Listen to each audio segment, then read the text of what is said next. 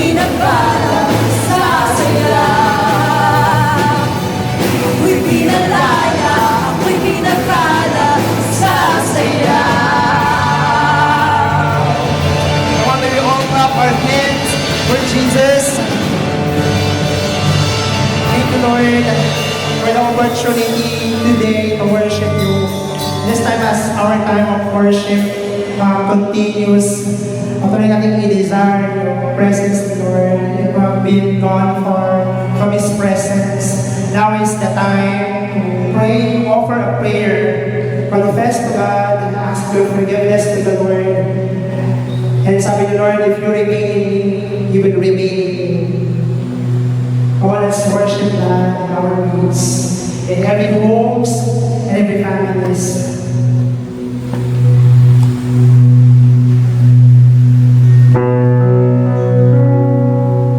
Lord, patuloy kang kumilos, Lord, sa buhay ng bawat pamilya. Ipalalas mo yung kapayapaan mo, yung kagalingan ng galing sa iyo, Lord. And all the people who will listen in the video, in our stream, Lord, will receive your salvation, your forgiveness. Sa mga nawawalan ng pag-asa, may mga isip ng pag-asa. Worship you, Lord.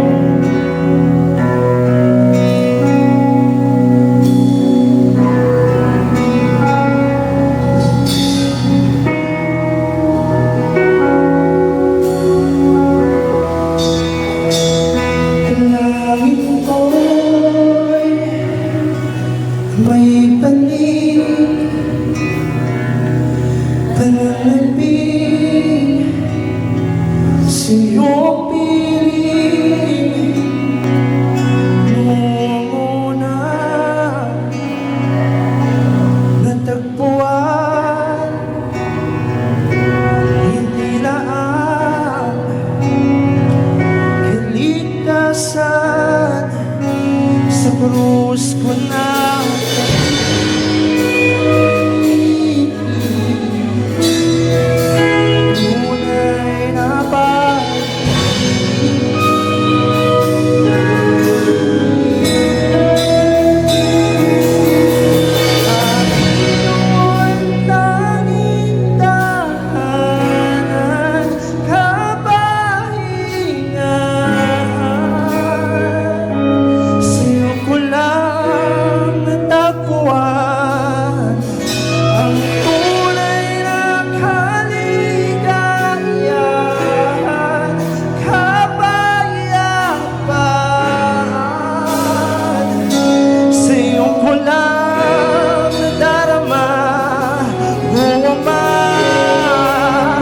Ako'y magbabalik,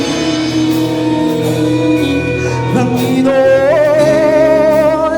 hindi nais.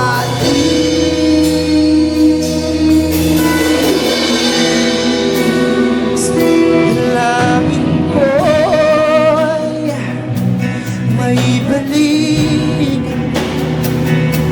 pananabig sa iyong piling. Noong una natagpuan, hindi lang naligtasan sa krus ko na kami.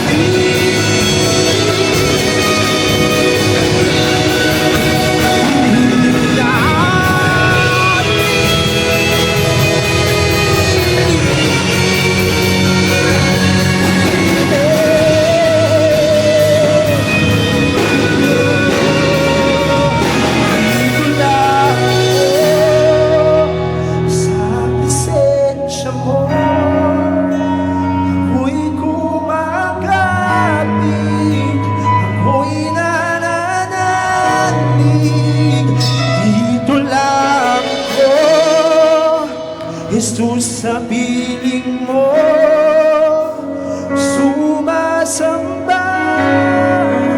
Sa'yo lang Ama, dito lang ako sa presensya mo.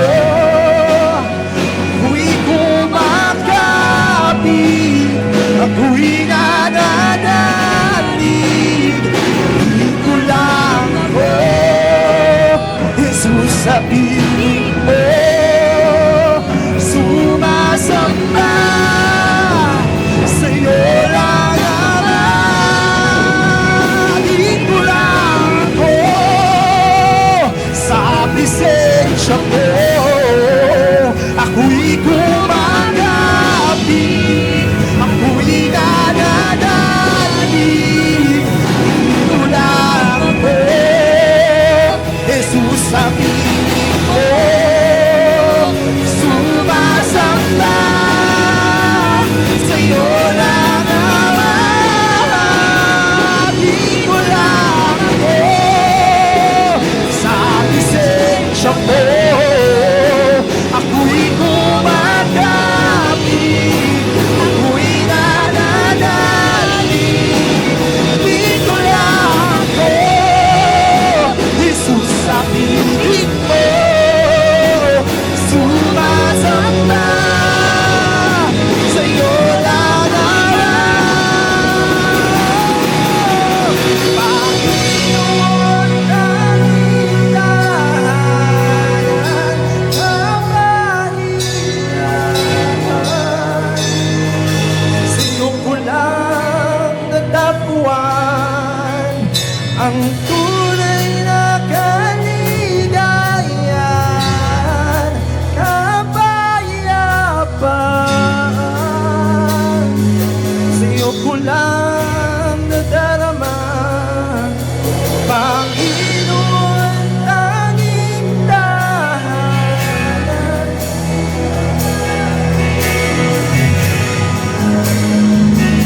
Sa'yo ko lang natagpuan ang tunay na kaligayahan.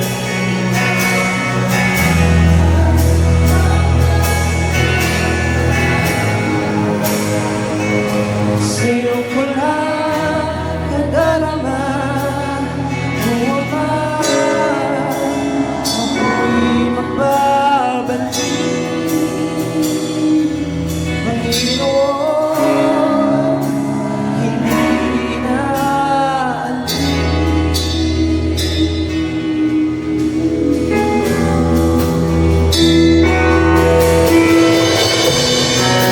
Give you praise, Lord.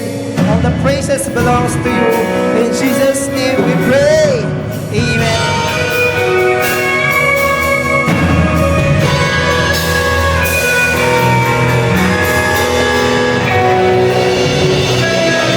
The Word of God is alive and powerful, sharper than any two-edged sword. It penetrates between soul and spirit, joint and marrow. It exposes the thoughts and intentions of the heart or the desire of the heart. So yan yung nature ng Word of God. Kaya nga napakahalaga talaga that every day meron tayong Word ni Lord.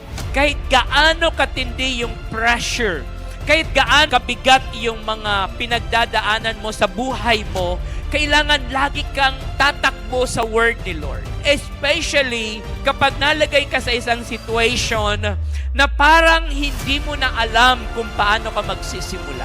Pag nalagay ka sa isang situation na ang dami mong tanong, bakit? Pag ganon yung situation mo, go back. Balik sa Word ni Lord. At kapag nakabalik ka na sa Word ni Lord, people of God, the Word of God is powerful to transform you. Alisin ka doon sa situation mo at dalhin ka doon sa great plan ni Lord for you. To deliver the Word of God, please welcome Pastor Al Belga. Good morning everyone. Isang pinagpalang araw sa bawat isa sa atin. Kumusta po kayong lahat diyan sa inyong mga tahanan? At kumusta po ang inyong buong linggo? Nako, alam ko po, naniniwala ako in my heart na ang bawat isa sa atin ay pinagpala ng ating Panginoon sa loob ng isang linggo. Kaya po, salamat muli dahil sa oras na ito ay muli ay inyong pinahintulutan na ang salita ng ating Panginoon ay makarating muli sa inyong mga tahanan at sa bawat pamilya na nandito ngayon.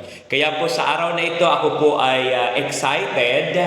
Masaya po ako, masaya ang aking puso na muli ay binigyan ako ni Lord ng lakas at binigyan ako ng Panginoon ng panibagong pagkakataon upang ang kanyang salita ay maipangaral sa bawat siya sa atin.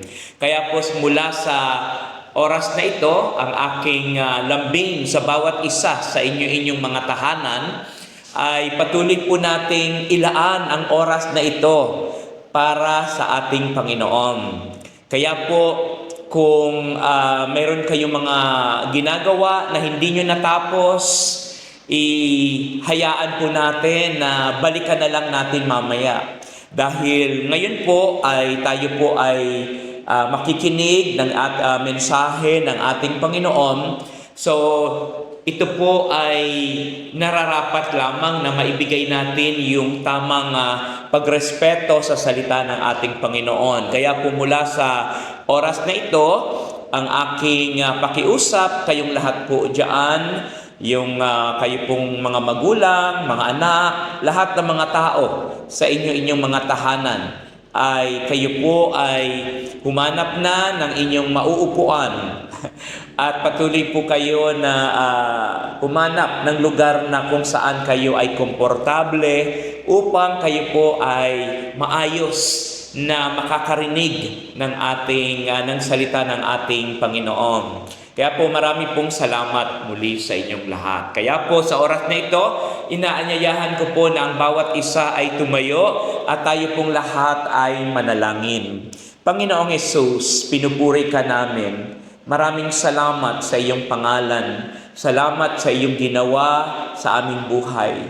Ama, patuloy ka naming pinapasalamatan sa iyong napakadakilang pag-ibig sa bawat isa sa amin. Patuloy ka namin na pinupuri at patuloy po namin nire-recognize ang iyong trono. Ikaw ang aming Ama at ang iyong anak na si Jesus na aming tagapagligtas at ang banal na Espiritu. Holy Spirit, you are our speaker today. And I pray, Holy Spirit, use my body, use my mouth to deliver your words para sa bawat isa sa amin. Kaya Holy Spirit, tulungan niyo po ako na ang iyong salita lamang ang siyang aming mapag-usapan sa araw na ito at tanging pangalan mo lamang ang siyang maitaas sa bawat puso ng bawat isa at sa bawat tahanan at sa bawat pamilya. Maraming salamat po, O Diyos. All glory belongs to you, God. In Jesus' name we pray. Amen and amen. Maraming salamat po. Pwede na po kayong muli na makaupo.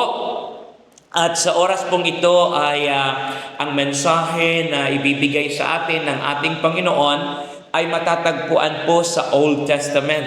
Kaya po kung meron kayong Bible ay diyan sa inyong tahanan, maganda po, napakainam po kung ang Bible ay nasa inyo ng lap. Kung ang inyong Bible ay bubuksan po natin ng sabay-sabay.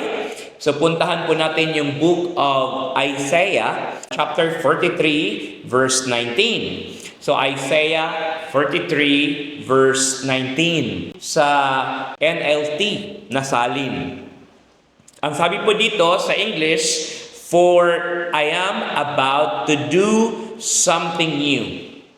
See, I have already begun. Do you not see it? I will make a pathway through the wilderness. I will create rivers in the dry wasteland." Basahin po natin sa ating wika, sa Filipino. Masdan mo Ako ay gagawa ng isang bagong bagay. Ito'y nagaganap na. Hindi mo ba makita? Gagawa ako ng isang daanan sa gitna ng disyerto at magkakaroon ng ilog sa lugar na ito. Wow, napakaganda po ng verse na ito na ating binasa. So ito po ay mensahe ng ating Panginoon sa kanyang bayan, sa nation ng Israel. At ito po ay inintrust ng Lord sa kanyang lingkod na si Prophet Isaiah. So si Prophet Isaiah ay binigyan ni Lord ng mensahe at si Lord ang nagsasalita sa pamamagitan niya. At ang mensaheng ito ay naka-address sa nation ng Israel. At nung time na ito ay ang mga Israelites ay hopeless dahil nung time na ito sila ay exile ng Babylon. At syempre dahil sila ay bihag or sila ay nasa control ng Babylonia, nung time na ito ay ang mga Israelites ay talaga namang hopeless nang dahil sila po ay nasakop ng isang makapangyarihang tribe or isang makapangyarihang nation. So kaya po sa oras na ito ay pag-usapan po natin ang bagay na ito dahil minsan nararanasan din natin ito sa ating buhay. Pero para po lubos nating maunawaan muli ay basahin ko sa ating wika. Masdan mo ako. Masdan mo. Sabi niya, ako ay gagawa ng isang bagong bagay. Ito'y nagaganap na. Hindi mo ba makita? Gagawa ako ng isang daanan sa gitna ng disyerto at magkakaroon ng ilog sa lugar na ito. Wow! So ito po ay isang mensahe ng ating Panginoon na nakakapag-lift up ng ating spirit. So, yung message na ito ay ang nais ng Lord, yung nation ng Israel nung time na yon na hopeless, ay muli gisingin ng Lord yung kanilang hope, yung kanilang faith, at gisingin ng Lord at nilagay ni Lord muli sa kanilang isipan, sa kanilang puso, na mayroong isang Diyos na alam o nakakaalam ng kanilang sitwasyon o ng kanilang pinagdadaanan. Kaya po, napakagandang balikan itong mensaheng ito ng ating Panginoon sa nation ng Israel. But for this time, ang message na ito ay hindi na para lamang sa nation ng Israel, sapagkat ito ay matagal na natapos na. But today, ang verse na ito, yung Isaiah 43:19, ay para na sa bawat isa sa atin. So kaya, habang ikaw ay nandiyan sa iyong tahanan, ay isipin mo na itong mensahe na ito ay hindi na ito para sa mga Israelites, kundi ito ay para na sa akin sa panahon ngayon. So ako na at ikaw na, tayong lahat na ang kinakausap ng Lord dito sa verse na ito. Kaya muli ay gusto kong basahin sa wikang Filipino. Sabi ni Lord through Prophet Isaiah, masdan mo, ako ay gagawa ng isang bagong bagay. Ito'y nagaganap na. Hindi mo pa ba makita? Gagawa ako ng isang daanan sa gitna ng disyerto at magkakaroon ng ilog sa lugar na ito. Wow! Bagong bagay. Wow! Praise God! So, alam ko na si Lord ay lagi siyang gumagawa ng mga bagay na kamangha-mangha. Ang Diyos ay patuloy siyang gumagawa, maging sa kasalukuyan sa ating panahon, ay patuloy pa rin siyang gumagawa ng mga bagay na hindi natin inaakala or hindi natin inaasahan. Kaya napakabuti ng ating Panginoon. Sa totoo lang po, ay ang mensaheng ito ay pinamagatan kong God is doing something new. God is doing something new. Si Lord ay gumagawa ng mga bagong bagay para sa kanyang mga anak. Kapag tayo bilang mga tao, meron tayong mga bagong bagay na nakukuha or kaya bagong kaibigan na nakikilala or kaya bagong connection or kaya bagong negosyo or kaya bagong relasyon.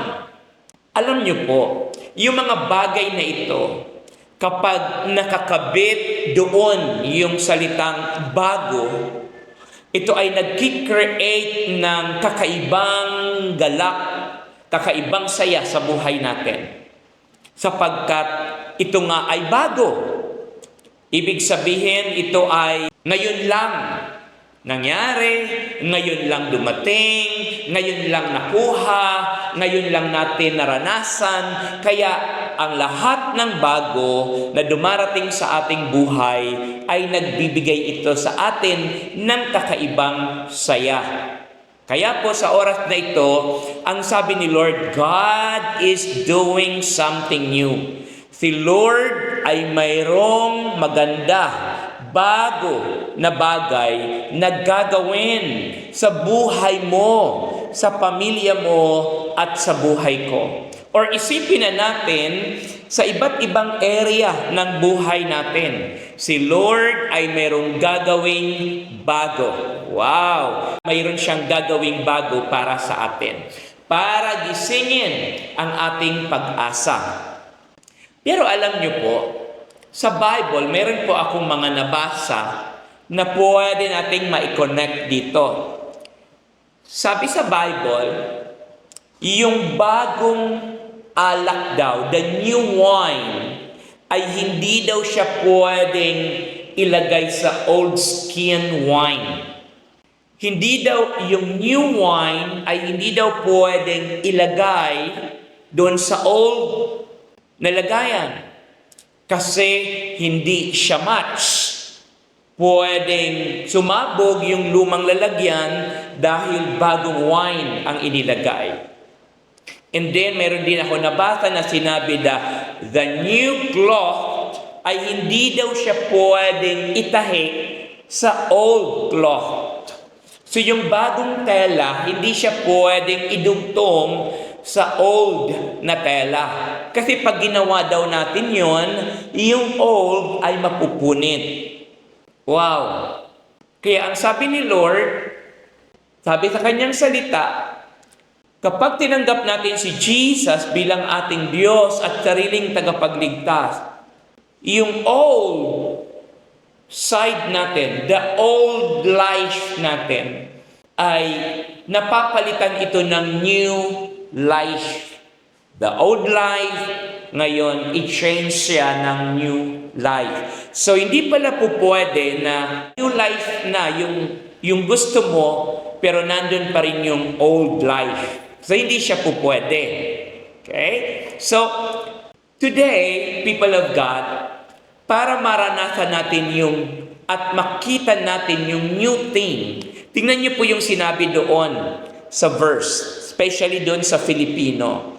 Sabi doon ni Lord, masdan mo, ako ay gagawa ng isang bagong bagay.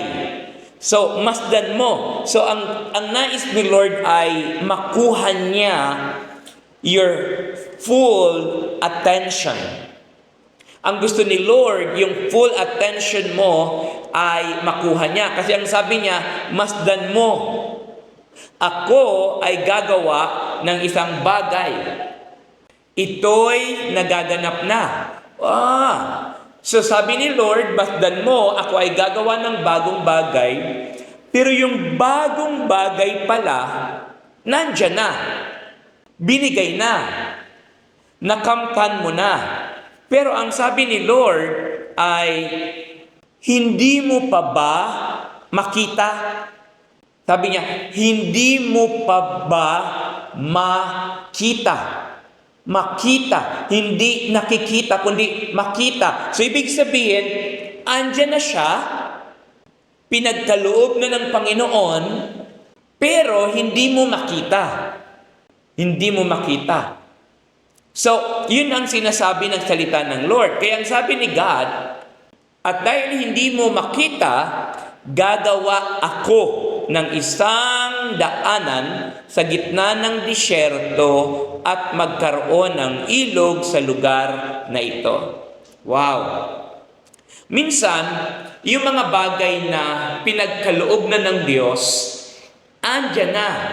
Pero hindi mo makita kasi nga, maaaring yung attention mo ay wala doon.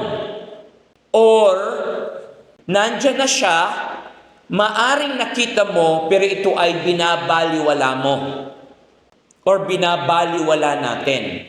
Pero ang sabi ni Lord, gagawa ako ng isang daanan sa gitna ng disyerto. So, ibig sabihin, minsan hindi rin natin makita yung mga bagay na nandyan kasi maaring ang tingin natin ay maliit na bagay. Pero pag si Lord ay gumawa na ng malaking bagay, tulad ng paggawa ng daan sa gitna ng disyerto, ay natatawag na talaga yung attention natin. So, ibig sabihin, si Lord ay may ginagawa na sa iyo, sa pamilya mo, sa lahat ng aspeto ng buhay mo, may ginagawa na si Lord, pero hindi mo ito makita kasi maaring binabaliwala mo o maaring maliit na bagay lang ito, pero sabi ni Lord, gagawa pa ako ng mas malaki para lang matawag yung ating atensyon. So si Lord, ang nais ni Lord ay mapansin natin yung kanyang mga ginagawa sa buhay natin. Have you ever felt like life has become the same every day? Di ba minsan ganon yung ating nararanasan, na minsan yun din ang ating naiisip? The same problems, the same worries, the same prayers that seem unanswered. Sometimes we even think nothing will ever change. Dahil nga pag gising natin sa umaga para bagang, ito na naman yung aking gagawin, ito na naman yung aking mga iniisip, same people, same person, and then same situation, same obligation. Parang akala natin, wala nang magandang ginagawa ang Diyos dahil nga hindi natin napapansin yung mga bagay na yon. But God's Word gives us hope.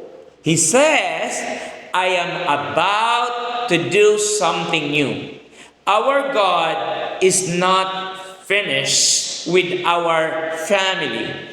He is still working, still healing, still restoring, and still opening doors before we can see the new thing God is doing. We must learn to trust Him and move with Him para makita natin na mayroon talagang ginagawa ang Diyos sa buhay natin. Mayroon at mayroon siyang ginagawa.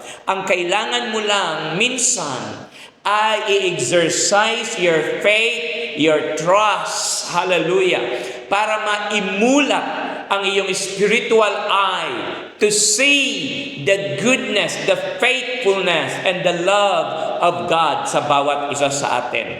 Mayroon si Lord na ginagawa.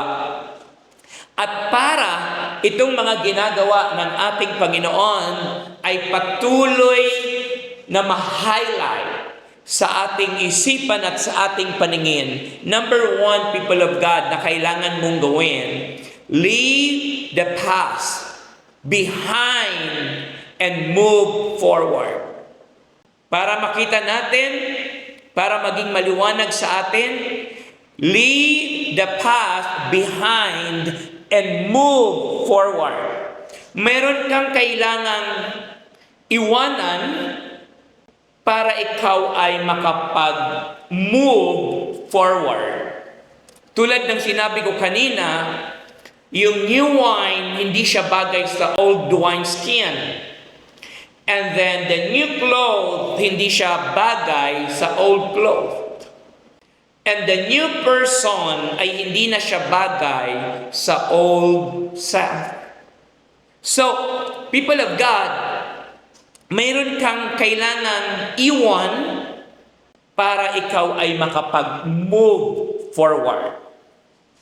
So, ang sabi ng ating Panginoon doon sa verse na binasa natin, makikita natin doon, ang sabi ni Lord, masdan mo, ako ay gagawa ng isang bagay. So, may bagay si Lord na ginagawa, may mga bagay na ginagawa si Lord. May mga bagay na gagawin pa si Lord. May mga bagay na ginawa na si Lord. Pero, ang sabi ni Lord, masdan mo. Ang tanong, nakamasid ba tayo? Oh, hallelujah. So kaya, people of God, leave the past behind and move forward. The time ang mga Israelites, sila ay exile ng Babylon. So kailangan nila na iwanan kahit siguro hindi kaagad yung lugar, pero yung iwan mo sa isip mo or iwan mo yung situation, even though andun ka pa rin sa sitwasyon.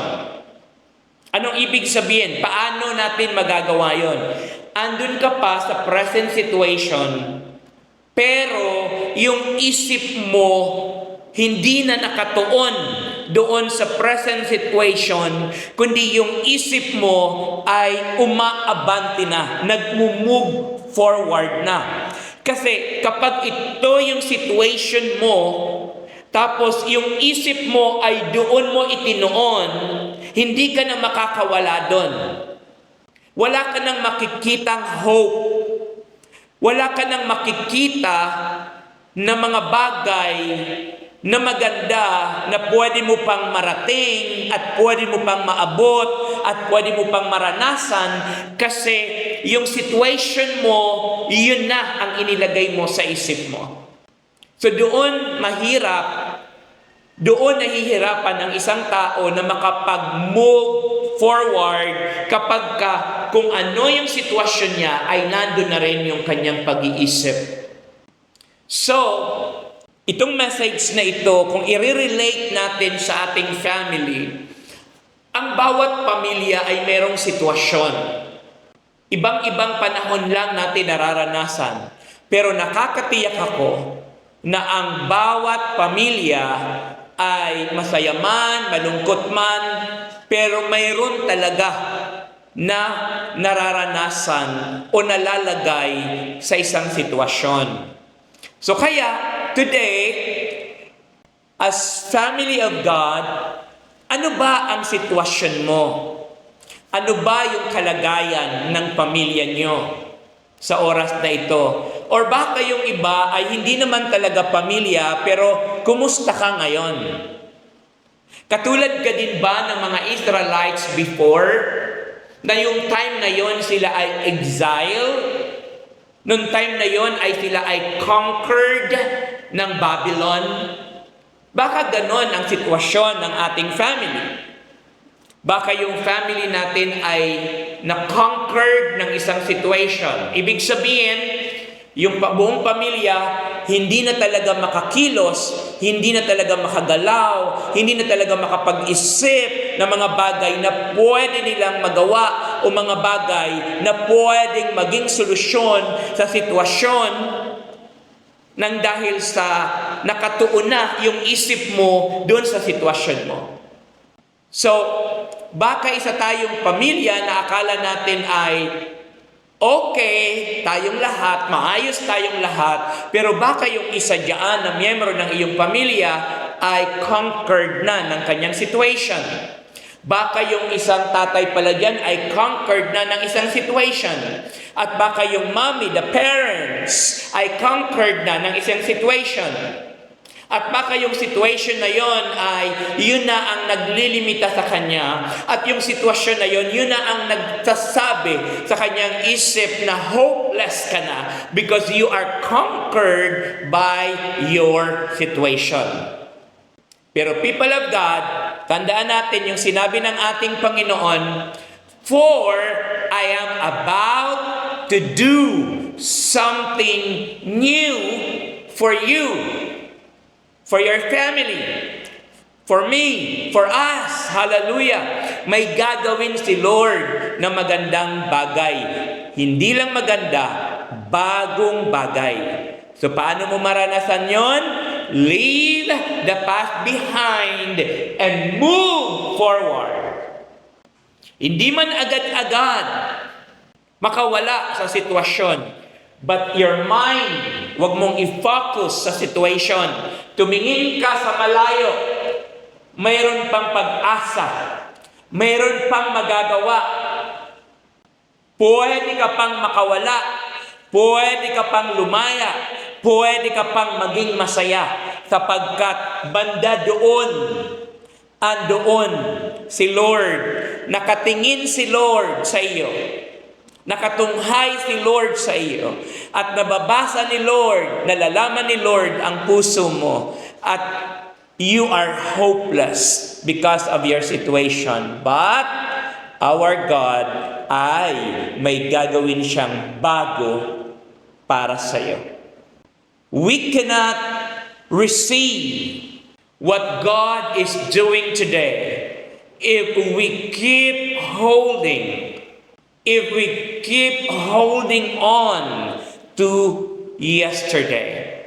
Leave behind past failures, your hurts, your fears, or even past successes.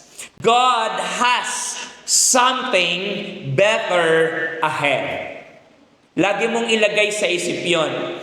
Pangit man yung situation ko today, nag-fail man ako today, pero laging may bagong umaga, laging may bagong pag-asa, at laging merong plan B si Lord para lamang ipakita sa atin na hindi tayo iniiwan ng ating Panginoon. The first step to experiencing God's new work is to let go of the past.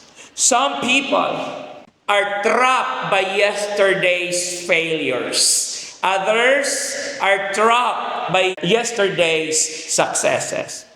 God wants us to stop living in the past and start believing to what is doing today. Hallelujah. Don't allow past hurts or disappointments, mistakes, or fears to stop you from trusting God again.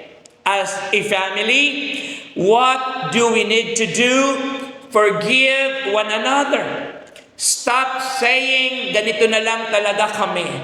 Believe that God can change your home. God can change your family.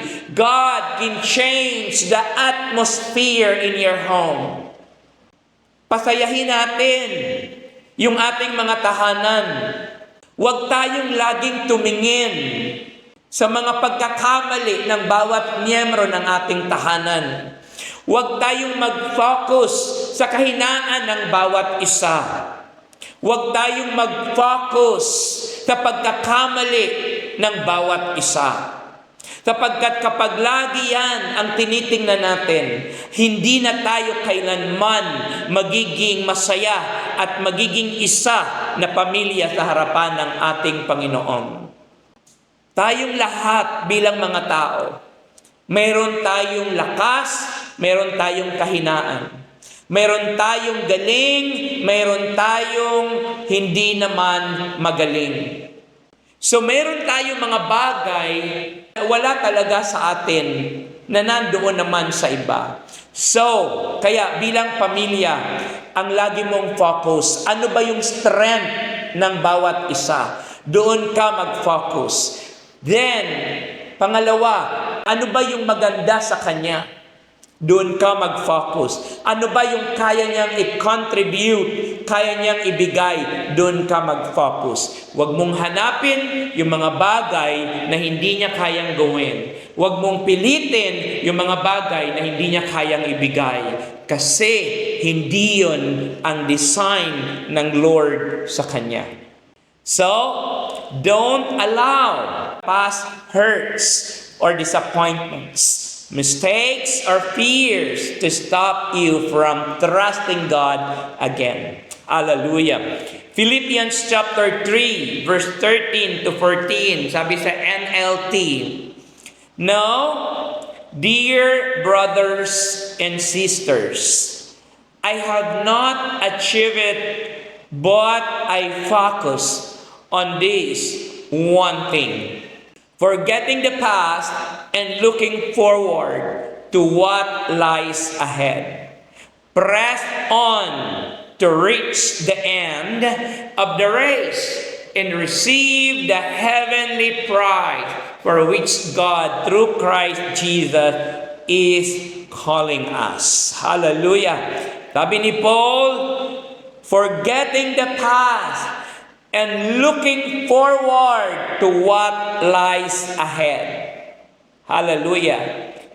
Every family, maganda na i-declare natin, sabihin natin sa ating sarili, I press on to reach the end of the race and receive the heavenly prize for which God, through Christ Jesus, is calling us. Hallelujah. So, salamat kay Lord sapagkat may pag-asa. Number 2, believe God is doing something new. People of God, tayo mga tao ay meron din naman tayong pwedeng gawin sa ating sitwasyon. Pero tanging ang Diyos lamang ang pwedeng gumawa ng new thing sa ating mga buhay. Si Lord lang ang may kapangyarihan to do that. God said, sabi niya, I am doing a new thing. At kapag si Lord na ang gumawa, pag si Lord na ang nagsalita, kapag si Lord na ang nagsimula, I tell you, ang lahat ng bagay na yan, maganda at tatapusin niya at para sa benefits ng bawat isa sa atin. The new thing is God's work, not ours. Amen. Even when nothing seems to be happening, God is already at work behind the scenes. Di ba? Sabi nga ni Lord, mayroon na akong ginagawa. Pero sabi niya, kaso nga lang, hindi pa natin nakikita. Pero mayroon na si Lord na ginagawa. God said, I am doing a new thing. Notice, people of God, that it is God who does it. We cannot produce miracles by our own strength. New beginnings come because of God's grace. So people of God, hallelujah. Today, ma-excite tayong lahat. I pray ng bawat tao, bawat pamilya, sa bawat tahanan ay mailagay sa ating spirit na mayroong parating, mayroong bago na mangyayari. Especially dahil simula nung nakaraang linggo, ang salita ng Diyos ay patuloy ninyo na pinapapasok sa inyong mga tahanan. At yung salita ng Diyos ay Diyos. At yan ang presensya ng Diyos. At hindi po pwede na ang salita ng Diyos ay nasa inyong tahanan, the presence of God ay nasa inyong tahanan, hindi po pwede na walang mangyaring maganda. Kaya today, people of God, mayroong magandang mangyayari sapagkat si Lord ay mayroon ng ginagawa. Sometimes we cannot see His work because it begins like a small seed. But every great harvest starts with a small beginning. Maybe today, God is restoring your prayer life. Maybe today, hallelujah, God is restoring your health, your healing, your relationship, or opening a new opportunity, or changing someone's heart. Hindi natin alam, hindi natin makikita, pero people of God, wag nating i-ignore yung mga bagay na yon kahit wala pa sa paningin mo, kahit hindi mo pa maramdaman, kasi si Lord ay tapat sa kanyang mga salita. Don't ignore, people of God, small beginnings. Wag natin i-small yung mga bagay na yon because God is already at work. Hallelujah! Si Lord, nagsimula naman siyang gumawa sa buhay natin. Kahit sa panahon na tayo ay wala pa sa Kanya, sa panahon na hindi pa natin siya hinahanap, sa panahon na hindi pa tayo lumalapit sa Kanya, sa panahon na wala pa tayong relasyon sa Kanya. Pero sa panahon na yon, si Lord ay gumagawa na. Si Lord ay kumikilos na. Si Lord ay nagplano na para sa atin. Kaya people of God, excited ako. Yung puso ko ay punong-puno ng kagalakan dahil naniniwala ako na maraming mga tahanan, maraming mga pamilya ang magbibigay ng kanilang testimony, ng kanilang patotoo na simula nung pinapasok mo ang salita ng Diyos, ang presensya ng Diyos sa inyong tahanan, maraming mga bagay ang binago ng ating Panginoon. Hallelujah! Salamat kay Lord. Salamat kay God. Celebrate every small answer to prayer. Every step of obedience is evidence that God is working. And number 3, people of God, have faith for the impossible. Have faith for the impossible. Sabi ni Lord, basahin natin uli yung salita niya. Sabi ng Panginoon, gagawa ako ng isang daanan sa gitna ng disyerto at magkakaroon ng ilog sa lugar na ito. Kamangha-mangha yung promise ng Lord. Bakit? Una, napakahirap ang lugar ng disyerto.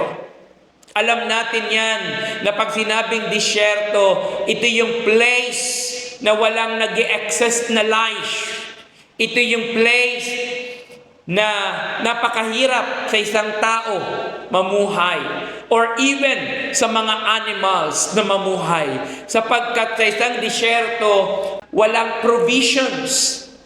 Pero ang sabi ni Lord, gagawa siya ng daan sa gitna ng disyerto at gagawa siya ng ilog sa gitna ng disyerto. Wow! Paanong magkakaroon ng ilog sa disyerto? Siguro kahit nga sapa ay napakahirap magkaroon ng sapa sa disyerto. Or kahit nga kanal, siguro napakahirap magkaroon ng kanal sa disyerto dahil wala namang tubig doon. Pero sabi ni Lord, hindi lamang kanal ang kanyang gagawin. Hindi lamang sapa ang kanyang gagawin. Ang gagawin niya ay river. Ilog ang kanyang gagawin. At para masabi mo na ang isang ilog ay ilog dahil mayroong tubig. At pag ilog, ito ay malawak at ito ay punong-puno ng tubig. So sabi ni Lord, gagawa siya ng ilog sa gitna ng disyerto. People of God, have faith for the impossible. Anong ibig sabihin?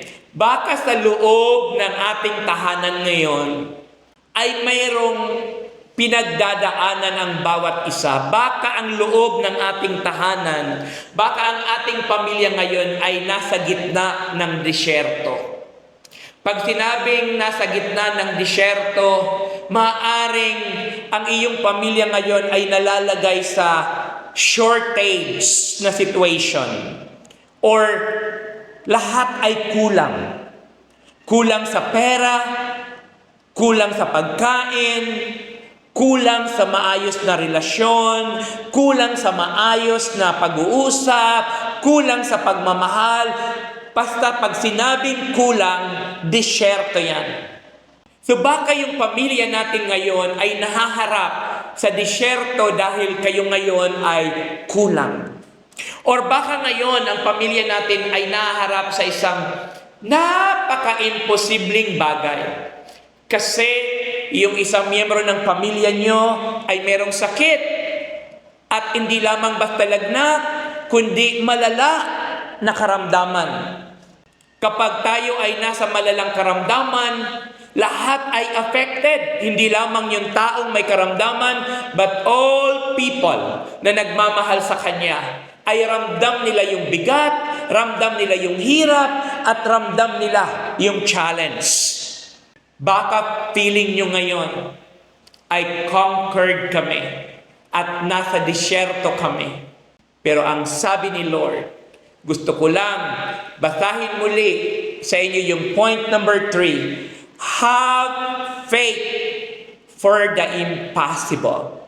Pag sinabing have faith for the impossible, ang ibig sabihin noon ay manampalataya ka doon sa gumagawa o doon sa solusyon sa mga imposibleng bagay. Maniwala ka doon sa person na ang imposible ay pwede niyang gawing posible. Walang iba kundi ang ating Panginoon. God promised to make a road in the wilderness and rivers in the desert. When there seems to be no way, God makes a way. When life feels dry and hopeless, God brings new life. Hallelujah.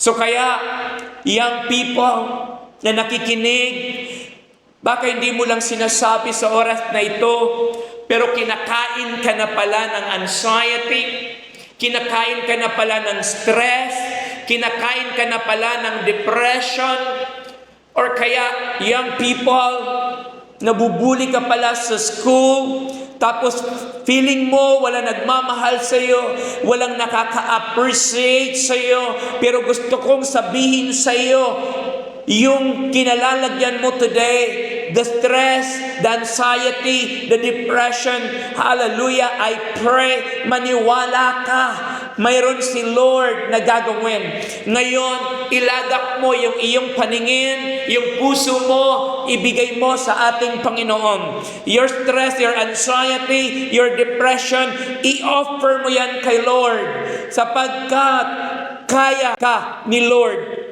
pakawalan. Kaya ka ni Lord palayain sapagkat yung mga Israelites na na-conquered ng Babylon, nakuha muli sila ni Lord, nabawi muli sila ni Lord, at naibalik sila muli ng ating Panginoon sa kanyang presensya.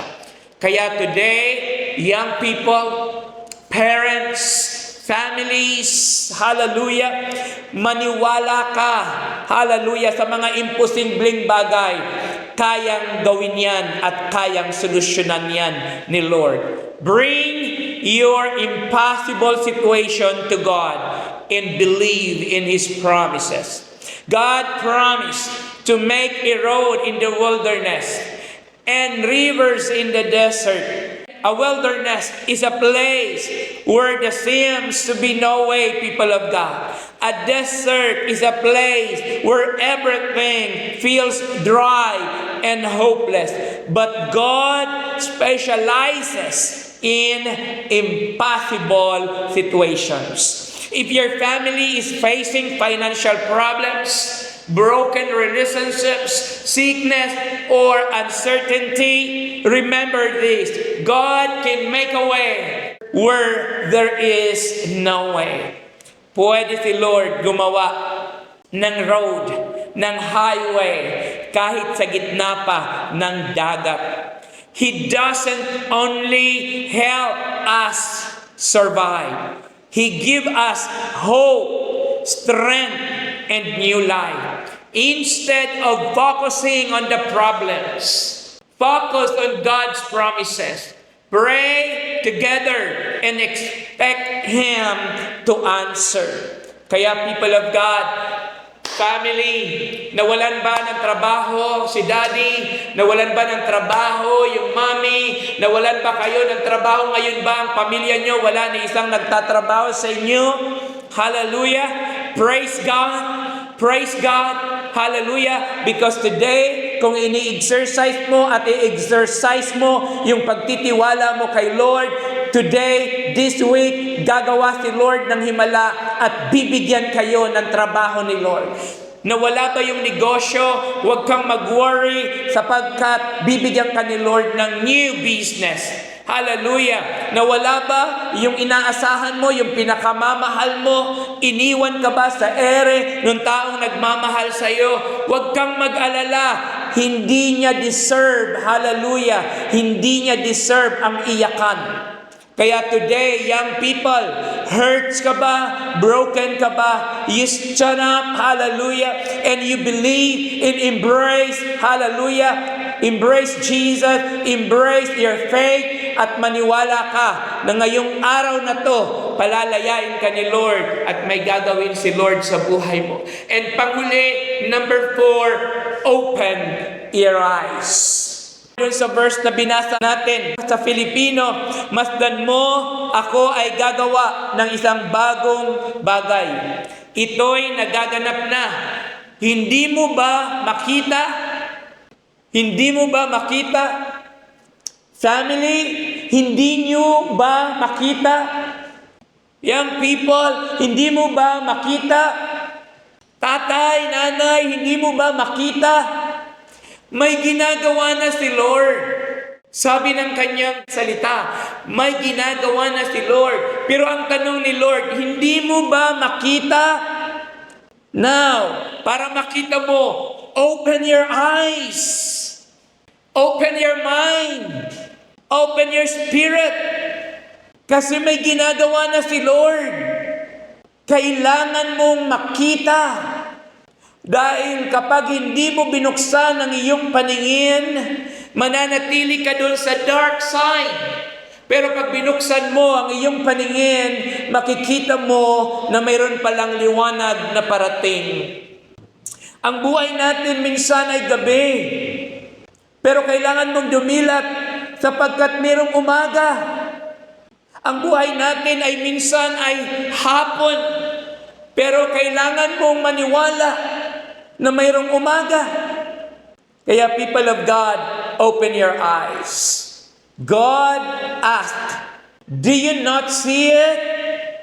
Yun ang sabi ni Lord. Hallelujah. Sometimes we are so focused on our problems that we miss what God is already doing.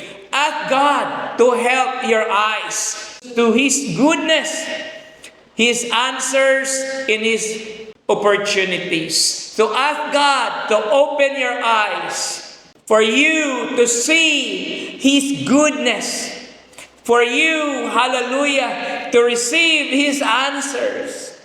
Praise God. Psalms 119 verse 18, open your eyes to see the wonderful truths in your instructions. God is the God of new beginnings. Kaya today, people of God, salamat kay Lord. Naniniwala ako na today ay binuksan ni Lord ang ating paningin. Today, hallelujah, binuksan ni Lord ang ating puso. Kaya people of God, I just want to remind you, God is doing something new. Hallelujah. To experience that, hallelujah, number one, leave the path behind and move forward. Number two, believe God is doing something new. And number three, have faith for the impossible. And number four, open your eyes. Open your heart. Open your spirit. Hallelujah. At mayroon ka na makikita na ginagawa ang ating Panginoon. If we leave the path behind, believe that He is working. Trust Him in impossible situations and keep our eyes on Him.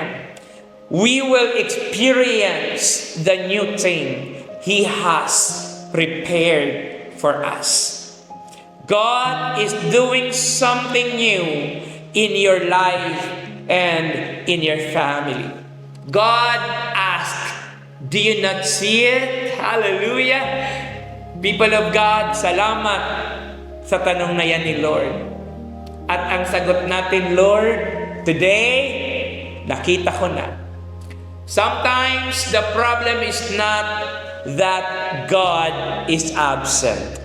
The problem is that we are so focused on our circumstances to notice what He is already doing. Ask God to open your spiritual eyes. I believe, people of God, na pag ang prayer natin na, Lord, open my spiritual eyes, then we will realize that only God can do a new thing. Our responsibility is to believe in His Word, to obey, hallelujah, and keep moving in faith, hallelujah. And whatever your family is facing today, remember this promise. God is making a way where there seems to be no way. He is bringing life where everything seems dry. The new thing has already begun. Believe it, receive it, and walk in it. Praise God. Hallelujah. Salamat kay Lord. Salamat.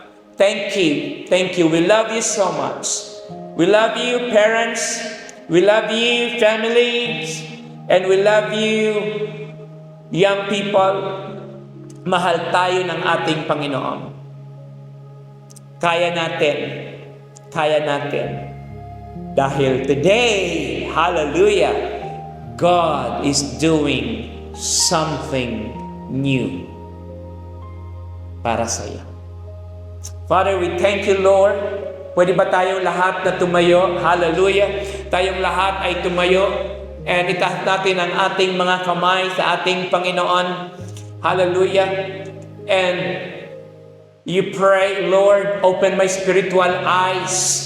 Hallelujah. To see your faithfulness.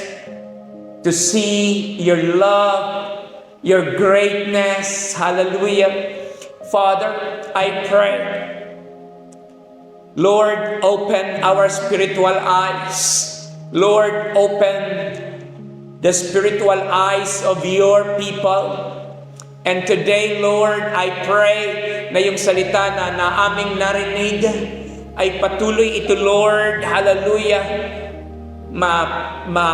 ma-absorb ng aming spirit, ng aming puso, ng aming soul, O God.